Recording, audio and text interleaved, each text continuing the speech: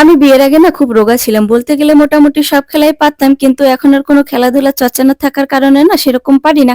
তো গাইস সকালে কাজকর্ম কোনো কিছুই হয়নি। বাসি থালা বাসনগুলো মাজছি। আর এখানে প্রিন্সকে ওর পাপা খাইয়ে দিচ্ছে। দেখো দুষ্টুটা না খেয়ে পালিয়ে গেল। রাতের বেলাতে দেখি প্রচুর পরিমাণে বৃষ্টি হয়েছে। সকালে বারান্দাতে জল ঢুকে গেছে। সবকিছু ভালো করে ধুয়ে মুছে নিলাম।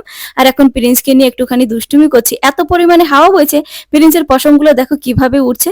তো গাইস ছেলে আজ স্কুলে যায়নি। এক্সাম শেষ হয়ে গেছে তো বৃষ্টি হচ্ছে তো বলছে মাম্মি আজ স্কুলে যাব না। তো আমি বললাম আচ্ছা বাবা যেতে হবে না। কিন্তু মেয়েকে না কিছু প্রকার বাড়িতে রাখতে পারলাম না। একা একই স্কুলে চলে গেছে। ব্রেকফাস্ট করে স্নান সেরে চলে এসেছি। রান্না বান্না করতে হবে তো তার জোগাড় গোছাল করতে। তরকারি কেটে একেবারে রান্নাটাও চাপিয়ে দিলাম। তো গাইস আজ না আমাদের বাড়িতে মাত্র এক রকমেরই রান্না হয়েছে, ভেন্ডি দিয়ে মাছের ঝোল। ভেন্ডি দিয়ে মাছের ঝোল খেতে আমার বাড়ির প্রত্যেকে না ভীষণ ভালোবাসে। তো রান্না বান্না করে সবাইকে দিয়ে দিলাম খেতে। তো গাইস তোমাদের কেমন লাগে ভেন্ডি দিয়ে মাছের ঝোল খেতে কমেন্টে জানিও। আর আমার ভিডিওটি যদি ভালো লেগে থাকে একটা লাইক দিয়ে চ্যানেলটি সাবস্ক্রাইব করো। সবাই ভালো থেকো, সুস্থ থেকো। Bye bye.